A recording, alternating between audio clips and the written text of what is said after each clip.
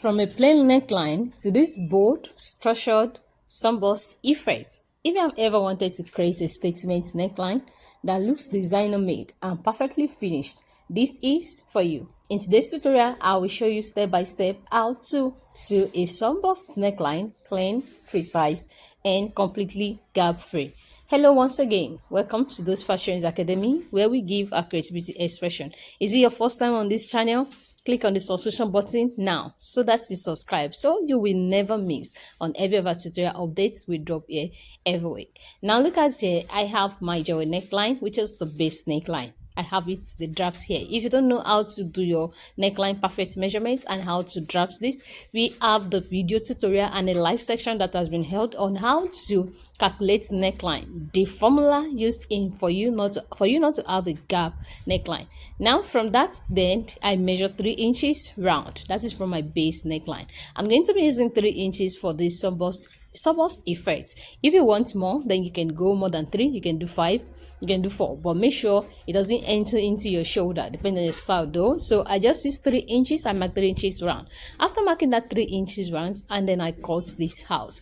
Having this piece now, I'm going to be drawing this piece all over again on a new paper. This is the paper I am going to be stitching my bias strips that I've already cut on. Now the bias strips I cut 5 inches for pieces. I have more than about maybe like 20 pieces there, depends on the wideness of your neckline. So I'm gonna head to cut several strips of this, but it is 5 inches in length because the length of this neckline that I've already drafted that I want to place all these strips is 3 inches. So I want to place all this. Let's start be segmenting them after the order in that order. Now I'm gonna head to mark out this the cutout we had from the base neckline, which is 3 inches. Then I'm going to be placing this. Do you see that? That is the sense of having 5 inches in length. So this will enable us to have more allowance on the upper around the neckline area and also around the base of this cutout, which will help us to secure this so that it's like adding allowance to this stitching so that you'll be able to stitch on this and we won't distort the size of our neckline. Now this is the cutout. This is the main bodice you're working with. So you want to cut this on your fabric now. So you're just going to be folding your pattern piece into 2, and then you place the paper on your fabric and then you cut. So but before you cut this, you want to also add half an inch. That is for the stitching allowance. Remember to add the stitching allowance there so you don't distort the shape of this sunburst. Where you want to, you're going to be stitching it to this, so you need to add that half an inch allowance there for you to place this effectively. Now after cutting this, we are just going to go to the sewing machine and then we will be placing all those bias strips on the cutout on the paper there, and then we will secure it on the paper. Now first I'm going to be using my pin to first secure this. So the goal is you must ensure that it aligns at the neckline, the main neckline. Make sure they are side by side, so you should pin them side by side on the main neckline. That is on the main neckline. That is on the round neckline, pushing it upward about that half an inch upward. So you align them side by side, but around the base, around the base of the cutout is going to spread out itself. Your goal is to just make sure it's aligned around that neckline. Do you see the way I'm pinning this? So it spread out itself accordingly. Just is to just make sure it's aligned around the neckline. Now the question is, what is a sunburst neckline?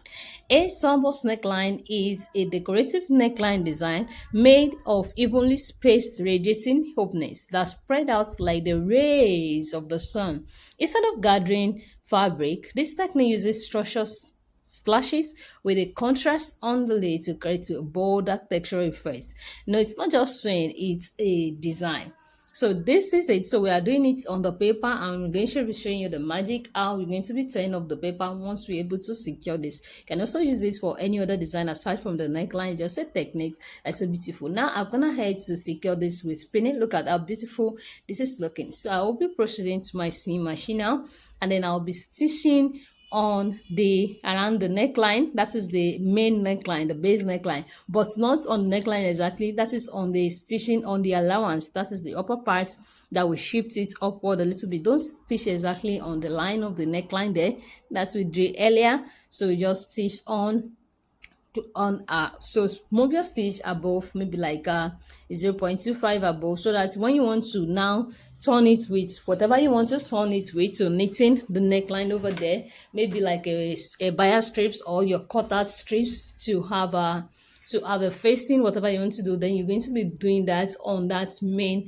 line, that is the main neckline line. So I will be pleating this, and then I will be just, pardon me, not pleating, I'm just going to be stitching this to secure all those bias strips side by side. Remember, it is side by side on the main base neckline. It will definitely spread out around the cutout on the hem itself, but on the neckline it is side by side. Place them side by side, it will spread out itself just like the way the body is. The neckline, it is narrow, then it spread out towards around the chest area.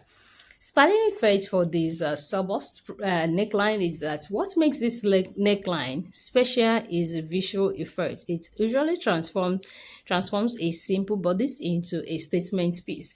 It draws attention to the neckline and collarbone area, creating elegant structure and a high fashion finish. Just you can see it's already spread out itself after seeing this. Look at how beautiful this is looking. So yours is to now just go ahead now, and then you're just going to be stitching. You see how it's spread out? Amazing. This is looking so interesting. So the next thing you want to do now is to just go ahead and just secure the stitch at the base of the neck. That is, like let's say, the hem of this cutout. So you're not stitching exactly on the line too, you are stitching below the line. You know, that is why we have it longer. We have about 5 inches cut for the bias strip, so that we can rightly secure this, and then it won't distort the shape and then the measurements of the neckline we had cut earlier. So now go ahead and also stitch on the hem. Just is to just stitch, no struggling, it's already set itself. So I'm stitching also about half an inch away from the main line that we had earlier. Why you as a designer should master this? As a designer, mastering this technique sets your work apart. It teaches precision, control, and clean finishing. All the things that elevate your sewing from basic to professional. And the best part is, do you know that you can apply this same concept to different styles, fabrics, and designs? Just like I mentioned earlier, it is not just about the neckline. It can also be applied, maybe like you want to have a sleeve, something like this on the sleeve. You want to have something like this on your skirt, you can also use these techniques of this paper arc. Now let us see the magic that happens after this now. So now look at it. So after having this now, so we already secure this, and this is looking so perfect. The next thing we want to do now is just to put it inside the main bodice that we cut this out earlier. So now you can actually have variations, ways of inserting this. Maybe you want it like a bias, your bias to just come up. You know, you want your bias strips to come up, or you want to do like the top stitching effect. Like you're seeing in this image, look at the red one, the bias. You can use the bias to pipe it upward, or you pipe it using the piping techniques, pipe the bias up around that base and also around that. But this one, I'm just going to first of all pipe my main bodice neckline, and then I'm going to be, I'm just going to be using bias to turn that edge inside. I'm just piping the neckline, just turning the neckline inside to just have not the main fabric there. So after turning my neckline there, I'm now going to just place this under it, and then I'm just going to be running a top stitching on it. Likewise, you can do this, and you can also have it like you want the bias to be outside instead of the bias being inside.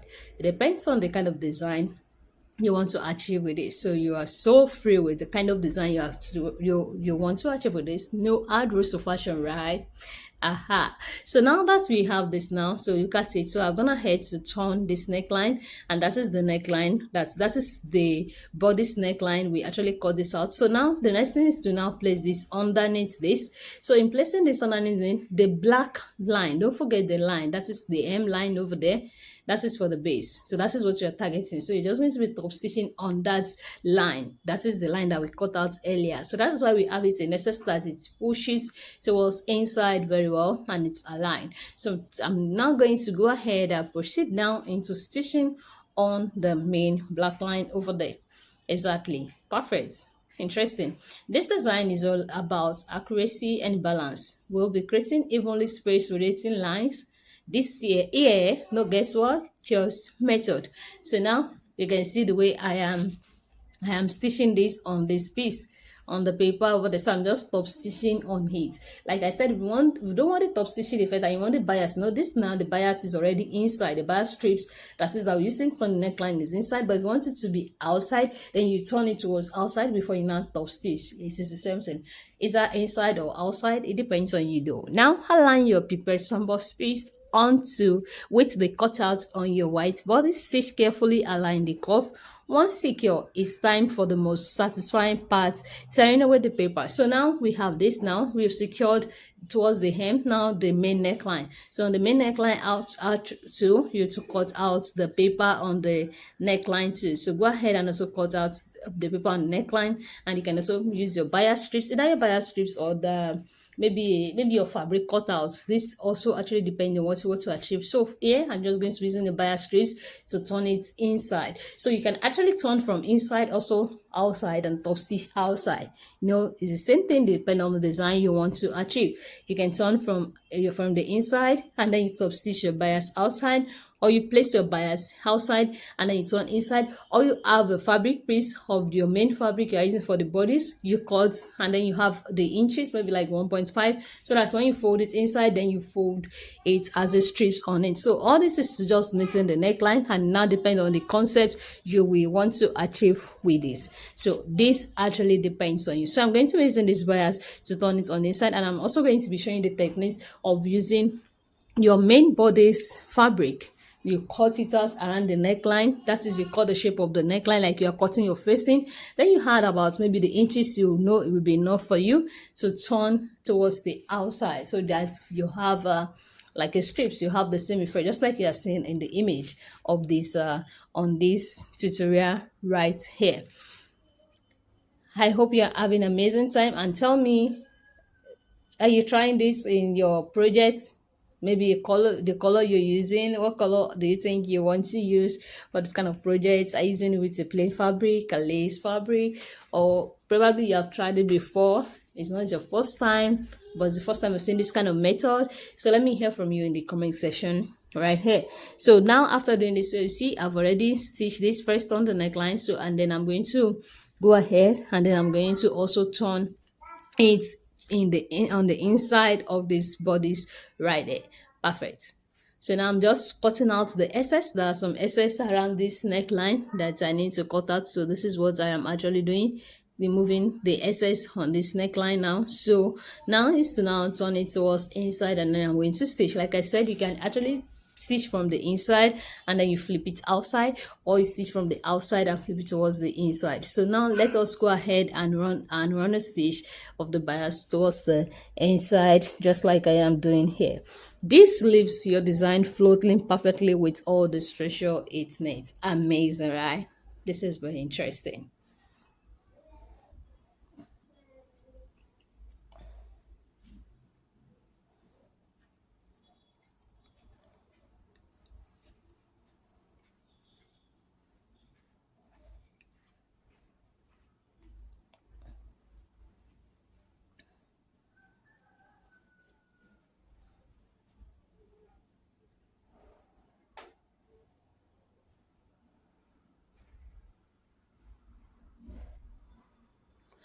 If you have not seen the video of a neckline, that is the variation of neckline designs that we already drafted, you can see it right here now. 12 different kind of necklines that you should know as a designer. It's written here, and in the live section that we add, that it is uploaded here, we explain everything about neckline. If your neckline has been gaping, if you have been experiencing so much difficulty with your neckline, we've put there so many arcs you can use for all sizes, including the plus size, so you don't have to worry about neckline anymore.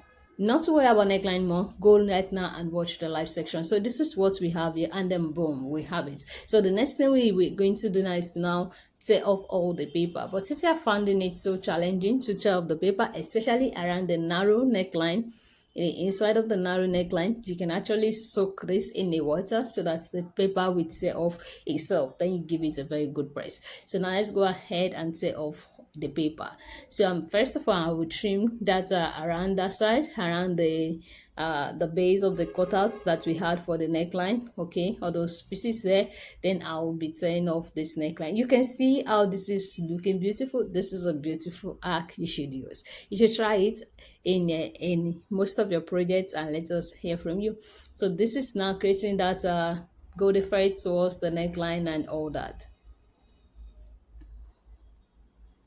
So perfect. So after tying this, you see those narrow, those ones on the inside and inside, those ones that are penetrated, that is so narrow inside. So that's why I said if you're finding difficult, you can see. So soak it. I actually soaked this inside water as well, and then I removed this, and it was easy to for the paper to wear out from this. And this is how beautiful this is looking. So if this is what you actually want to have, this is perfect. But if you want the bodies, you want to have a strips from the bodies, and then you put it, whatever you use on the bodies, that is whatever fabric you use on the bodies, you want to have the same on the neckline. Then you can now go ahead and cut this out. So now I'm going to be cutting this out, and I'm going to be showing you. So you're just going to place this on your fabric, and then you cut this out. So you're cutting out before you turn the neckline. So you should actually decide whatever you want to use before you actually turn the neckline. Okay, so I'm just showing you this as example because of tutorial, for sake of tutorial, in case you want to do alternative of what you actually want initially. Then you want to proceed now into adding the amount of inches that will be enough for you in folding these strips, in folding these bias strips or facing strips on your neckline. If you want a wider, I've seen a Sunburst neckline that have a wider facing around the neckline, a tiny one that is a wider one that is tiny one. So it depends on your achievements though. Then this is where you're not going to be adding the enough measurements that is needed for this. Then I'll proceed to the same machine as well, and then I'll be stitching this. Like I said, if this is what you want to do, then you should do this. Don't first turn it with a bias and then start doing this.